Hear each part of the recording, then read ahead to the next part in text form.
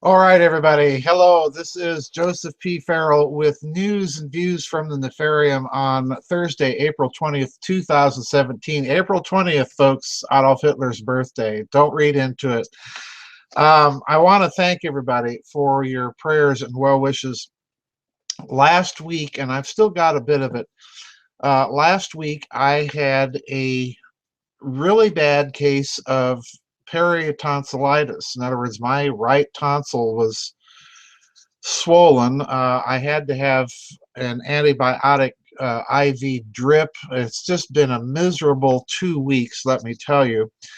I haven't been blogging as much as I normally have. I've just been resting. Thank you to KM, who has been providing some blogs in the interim on, and that incidentally is a new feature, folks. We are going to allow people to write articles subject to our approval for blogging.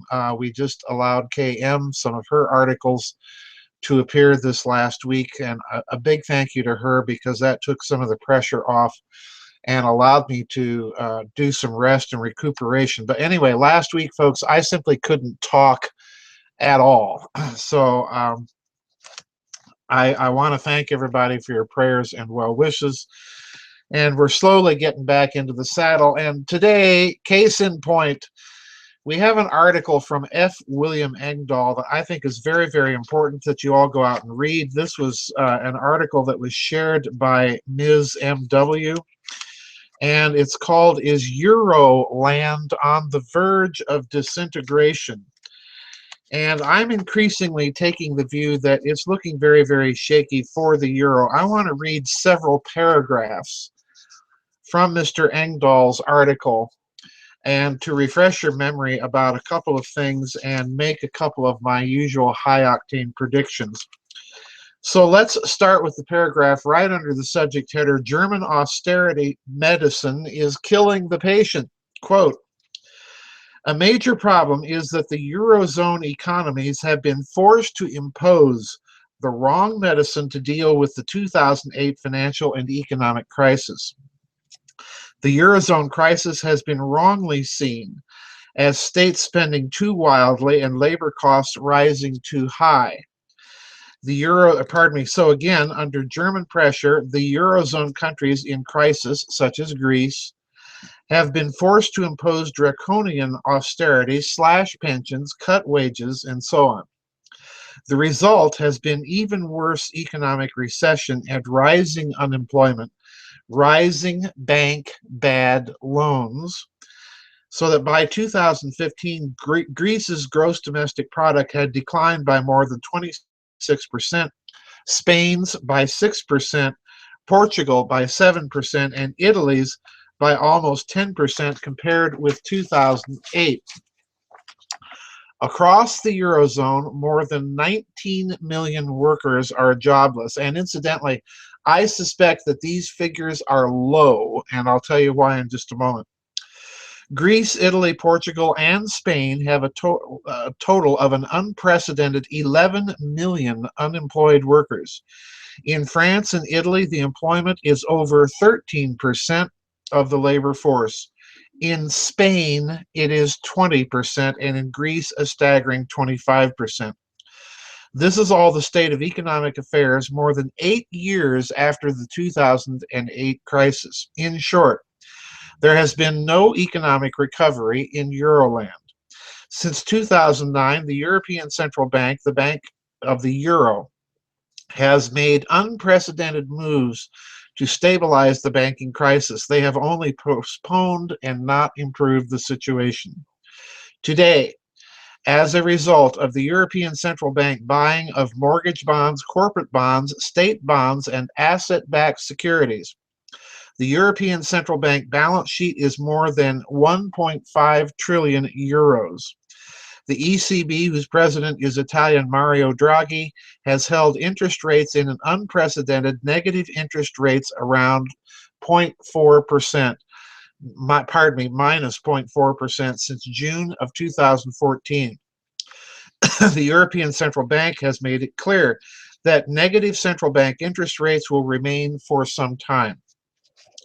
This is leading to some to try to convince voters to go to a cashless society as India did last year with drastic consequences and as Sweden, not a euro country, has largely done.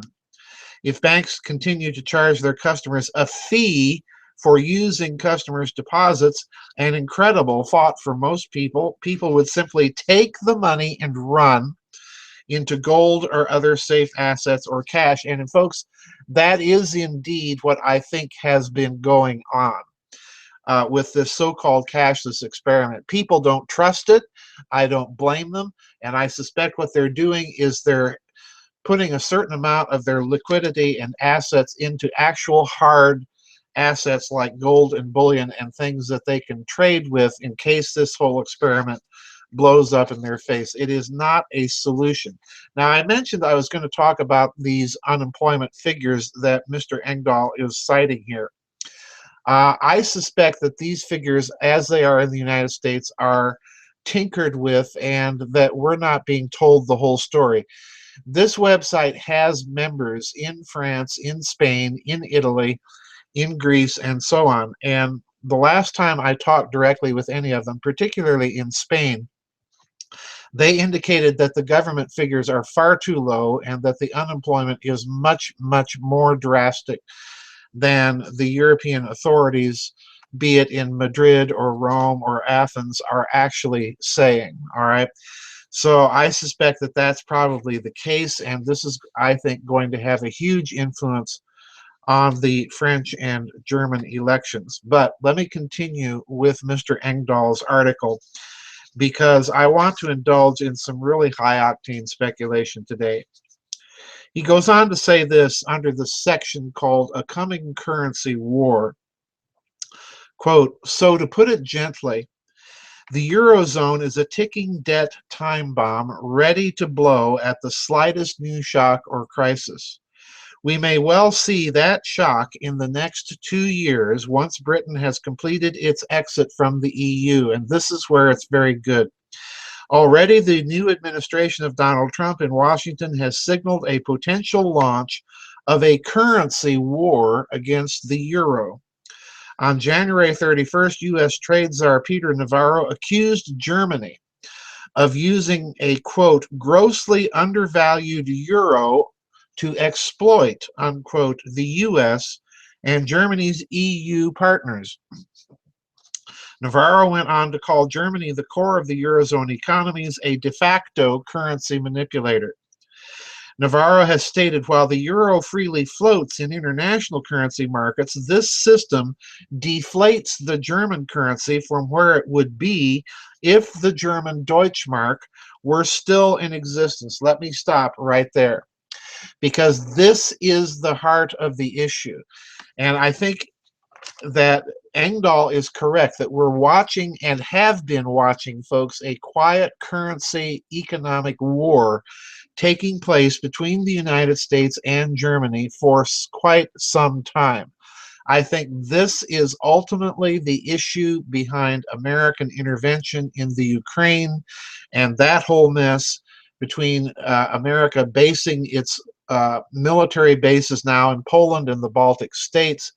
It's the same old game that has been played for quite some time.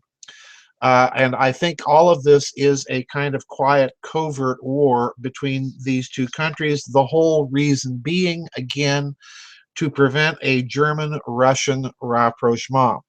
Now, why do I say that Engdahl is dead on here? Well, let's go back in history and remember what led to the euro was precisely the old exchange rate mechanism. And if you'll recall, in the exchange rate mechanism, there were various countries in Europe that had their currency pegged to the Deutschmark. All right.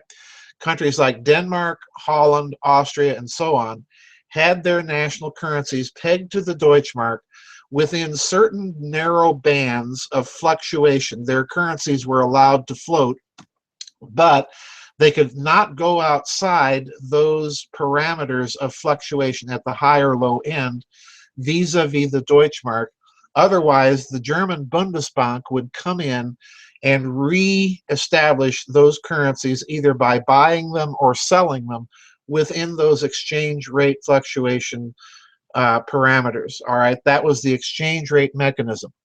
Things got going when France joined that mechanism, and once it did, by pegging the franc to the Deutschmark, the conditions were set for the creation of the euro. All right, so in other words, the way I want you to think of the euro is that, in effect, the euro is the old exchange rate mechanism grown now to huge proportions to embrace all of Europe. And what the American ministers here are saying is essentially correct.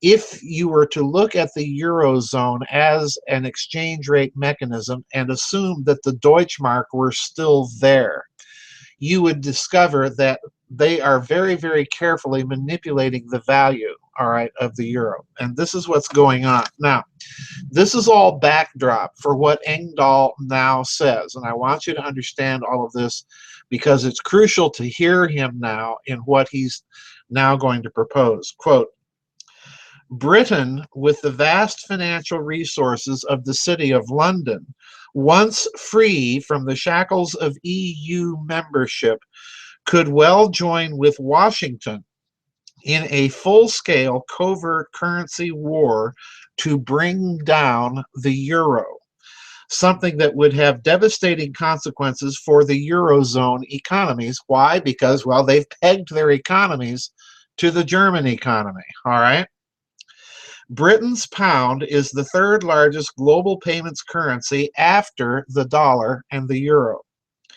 If Britain, free from the restraints of the EU, can bring down the euro, the pound could become a major gainer in the currency war, with Britain on the side of Washington against the fragile Eurozone with their Italian, Greek, Spanish, and other problems. So in other words, it's all being blamed on Southern Europe again.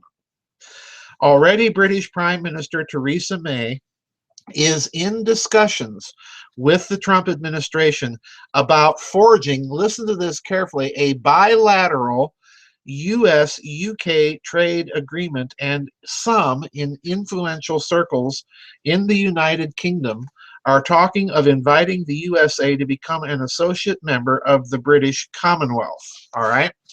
So in other words, I think what you're hearing here, and I think Engdahl is correct, you're going to see bilateral trade agreements in the form of allowing direct bilateral currency swap. This is a new feature that has been emerging on the world financial stage, particularly if you look at the way the BRICS bloc has been doing things.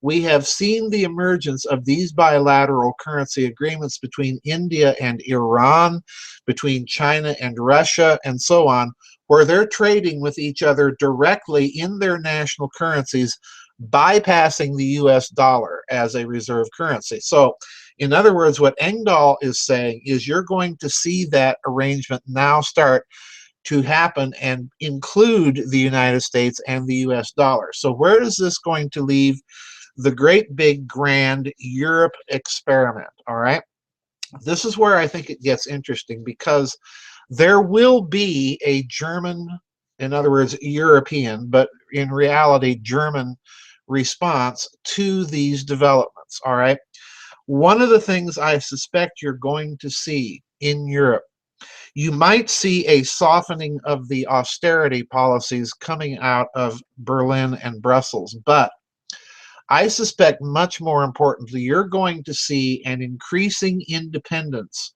on the part of those Southern European countries, particularly in the case of Italy and Spain, and they are going to start going their own direction in some of these bilateral trade agreements. And I suspect you're going to see them doing so with Russia. Okay. Now, this is going to be an interesting development, because I suspect that the other thing playing here in the background is not necessarily even high unemployment, austerity, a weak banking system, and so on. The other thing I think that is crippling Europe is precisely the sanctions regime. And you've heard European politicians talking about this from time to time, not necessarily at the national level, unless you're listening to people like Marine Le Pen and so on. But at the state level in Europe, you're seeing a great deal of dissatisfaction at state level in Europe with these sanction arrangements.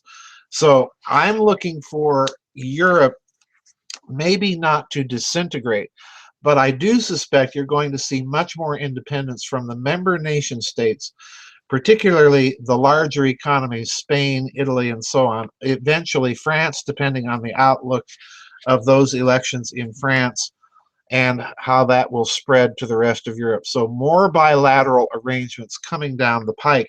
And if that's the case, it's going to be very, very interesting indeed to see if indeed the euro can hold together, or if they split the whole thing apart and go back to some sort of exchange rate mechanism. Now, if the euro does fall, folks, do not expect a return to purely national currencies, because I do think you're going to see the old exchange rate mechanism come back. It's going to be once again centered on Germany. It's going to include the national currencies of Denmark, Holland, Belgium, Austria, the Czech Republic, and so on. In other words, it will be a smaller sort of eurozone with a restored Deutschmark at the heart of it. But, you know, time will tell. A lot is going to depend on how much chutzpah these nations have. Eventually, I think it's got to happen, because the European Union is simply not addressing the looming banking crisis that they're confronting. And sooner or later, that means that the individual nations are going to have to take matters into their own hands. So interesting times afoot, folks. Potentiality of real full-scale currency and economic war between the United States and Britain and the Eurozone, meaning Germany. So watch for the responses, folks. That's it. Again, I want to thank everybody for your prayers and heartfelt good wishes. Now, for those of you inquiring about when the next vid chat will be, depending on how my voice handles today with this news and views, I may have the next vid chat, a make-up vid chat, next Friday at 7 p.m. So watch for the schedule. It all depends, again, on if I think I'm up to it physically. But anyway, thank you for all of your prayers and good wishes, everybody, and we'll see you on the flip side. God bless.